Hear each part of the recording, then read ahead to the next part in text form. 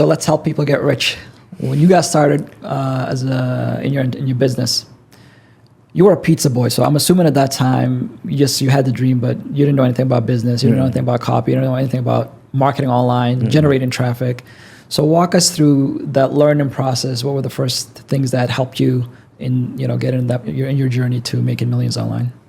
Well, when I learned that if you knew the right words to say, the world was your oyster from that sales script, I started getting into learning like, okay, how do I create stuff online that gets people to buy? And so I had a blog. I did affiliate marketing. One way, so I had a t-shirt company. This is where I started to really understand it. I had a t-shirt company. It was called Dork Tees. And we had these funny t-shirts. Like I had, like it's not you, it's your face.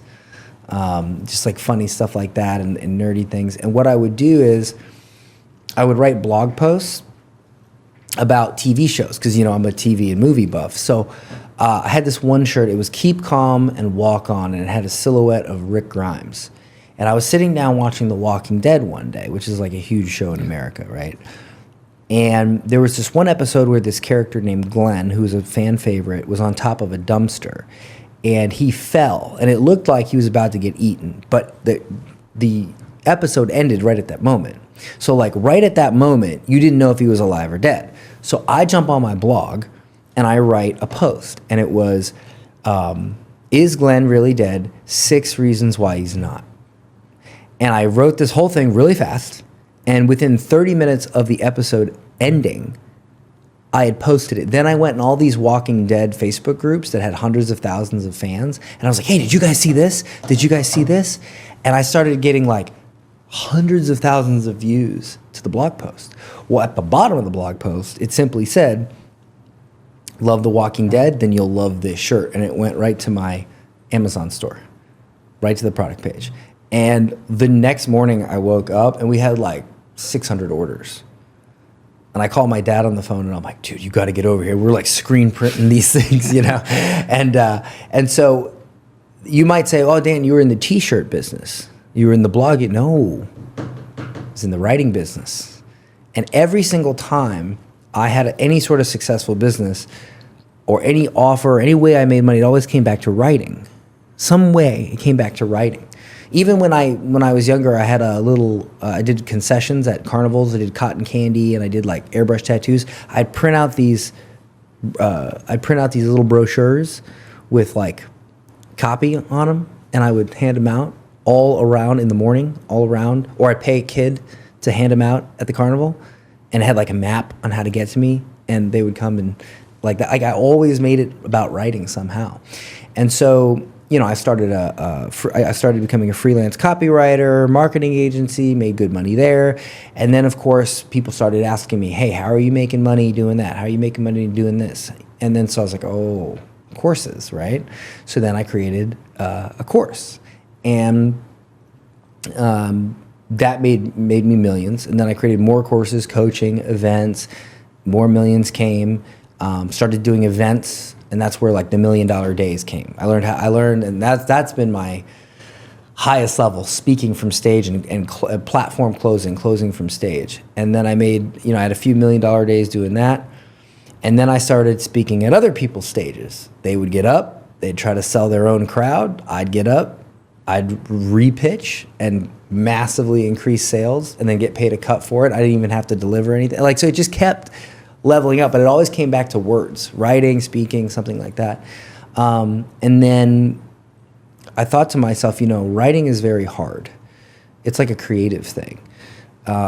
So we started taking all of my writing models and things like that, and we built our own AI software. We built our own AI model, and then we started letting other people use it so that they could make money with freelance copywriting without having to be freelance copywriter. They can use the AI. And we're doing very well with that. And so the whole point I'm trying to make here is that I love learning how to use words better, helping other people do it, and helping other people make internet money, but it always comes back to some sort of writing. And so I would say that I'm one of the highest paid writers in the world, except for maybe like J.R. Tolkien. She's a billionaire. Well, there might be a few guys, but definitely one of the top. Yeah, for sure. yeah. Anybody like her. Yeah. Now, there are people watching this be like, okay, Dan, you keep saying writing, but can you define like how writing copy is kind of different than just people writing letters to, I don't know, their mom or anything else? Yeah, so I'll give you an example, right? Let's say that you go to somebody's website, and it's just a normal everyday website. It's just like contact us, about us, whatever. And let's say they're a CPA.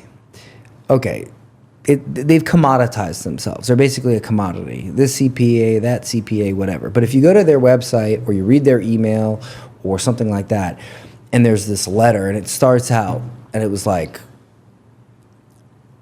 I remember my heart sank to the bottom of my stomach when I got the bill.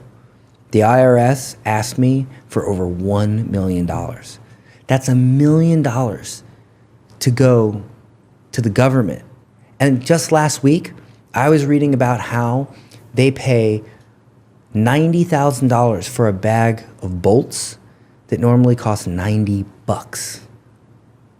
So I'm paying $1 million of my hard-earned money because they don't even want to shop around for a bag of bolts.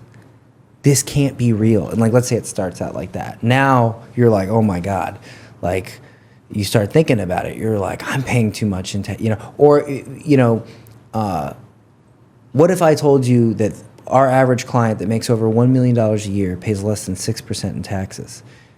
And what if I told you that that is actually their fair share? You see, people will often complain that you should pay your fair share, but your fair share is what you pay according to the rules. But the government, they don't want you to know the rules, and that's why they make them complex. And what we do is we help you take advantage of what you already should be do, what's being taken from you by intentional confusion. And we may these are so much better ways to say, hey, I'm a CPA than about us, contact us. Here are our services. We've been in business since We've been in business. So nobody cares how long you've been in business. This is the power of copy and the power of words. You read it and you're just like, oh my God, I've got to work with this person. You that night you go to bed feeling sick that you've paid what you've paid in taxes. Right. I don't know if you've ever heard me use this analogy, but do you have anybody in your life that maybe you haven't spoken to in a while because of something dumb, some stupid thing? I think we all do. We all do, right? Yeah.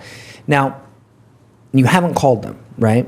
Now, let me ask you, do you get up every morning, do you look in the mirror as you're getting dressed, and do you pretend that you're getting ready for that person's funeral? No.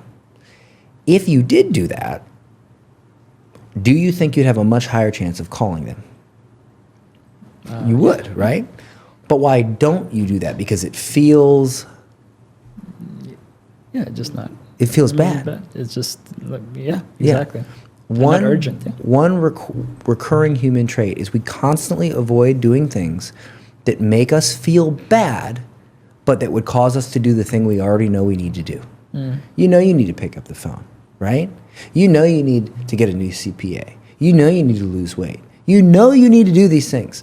But you avoid thinking about the thing that would actually drive you to the action because it feels bad. What copy does is it gets you to think about it so that you do take action. And it might make you feel bad, good, worried, confident, and everything in between, but it gets you to feel. It gets you to feel so that you do. Right. And usually it's something you already know you should do. Yeah. And just to make it clear, you don't want a CPA putting something on their website to like swearing at somebody or making them feel stupid, because that would also make them feel bad. But I think depends on the market. It depends on, but ultimately, if you're a good copywriter, you want the person to first say, "Man, that person understood all these hidden thoughts that I didn't want to bring to the surface." Right. And because they were able to get me to that level, they must even now have the solution that I've been looking for, right? Mm-hmm. But you're right. It's that, ultimately coming back to writing, it's having, as you mentioned, an ability to connect with people that you've never even met, but you've actually understood their situation, acknowledge their pain, and you might not even have provided the solution yet, but they've already came to the conclusion you have that, where most other businesses, most other people are trying so hard to convince their audience with stupid stuff like you said, we've been in business, we're a CPA, we're your trusted this. Most people talk to their audience about what they care about, not what their audience cares about. Yep. Now, what process do you use to ensure that when you're talking about somebody or to somebody that you really can connect with them and define their pain so that they know that, you're somebody who understands them? So what I used to do is, I've read a lot of books on copy. I've attended a lot of conferences. I've paid for a lot of masterminds. I've twice in my life paid $50,000 for a one-on-one phone call with world-class speaking coaches. Like I've taken a lot of notes as a result of this. And so what I used to do was I would basically create my own little matrix and my own little system of rules of like, okay, I go to do this, I need to do this first. Because, you can't remember all this stuff all the time. I mean, you learn all this stuff, it leaks out of your brain, like you got a leaky bucket, because human beings, we're not robots. So I would take notes and I would just make my own little sort of framework, my little magic notebook. And each time I would create something, I would find something that I forgot to do. Well, when AI came along, I just created my own model where I took all those notes, programmed it in, and now I basically say, okay, here's some inputs. It already knows how to think like me because I trained it how to think like me. So it spits it out pretty much almost exactly like I would say it, and then I sit there and I polish it up. But for a lot of things, I can just do it off the top of my head now because I've done it so much. And also because I had a mastermind where I had about 100 people in, and it was an expensive mastermind. It was like $55,000 a year. We did a call a week. Every week I would get on a call and people would be like, this is what I'm saying. This is my pitch. And I would just say it back better. And that just trained my brain to just be like natural, like it's like ingrained in me. Like if I go order a coffee now, I'm like speaking in copy, But for something like extravagant, I use my AI system that I created, and then I polish it, and then I mess with it, and I make it really great. I want to go back to what you said earlier. When you said you did this sales training, you went and the guy told you to read the script, and you didn't want to do it, and then he had to like get in your face, and you did it, and you made $1,500. Yeah. So today you can hand. Obviously you've got proven results, right? Mm-hmm. You can hand somebody how you've achieved it. Yes. And we're going to talk a little bit about that. But why is it that still so many people, just as you were at that moment, they're like, I don't want to do this. Yeah, I might be able to make it, but they have all these issues why they don't want to do it. I'll follow the process. I'll follow the script. But they don't have somebody to get on their face like you did to force them to do it. They just don't want it bad enough. Yeah. They really don't. And look, I've had people pay me $100,000 for consulting, and they still didn't want it bad enough. They still didn't take the advice. They still didn't want to do the work.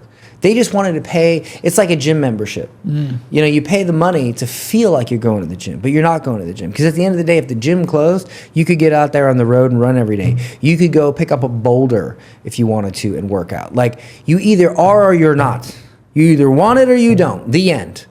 Because I've had people who have paid me nothing, who have sat there and begged and pleaded for advice. And I'm like, you know what? I can tell you're going to do something with it. And I've given them that advice, and they've literally gone off and made millions of dollars.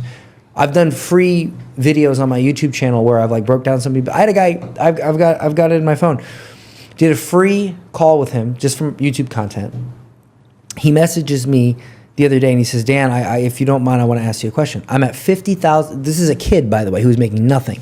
He's like, I'm at $50,000 a month in recurring revenue in my clients. And I don't know what's next, man. I've got all this money. I'm unhappy. Like, can I get some advice? Like, so this is a separate issue now for him. Yeah. But the point is that his name's Ryan, right? He didn't pay me a dime, but he's just that type of person. He just is.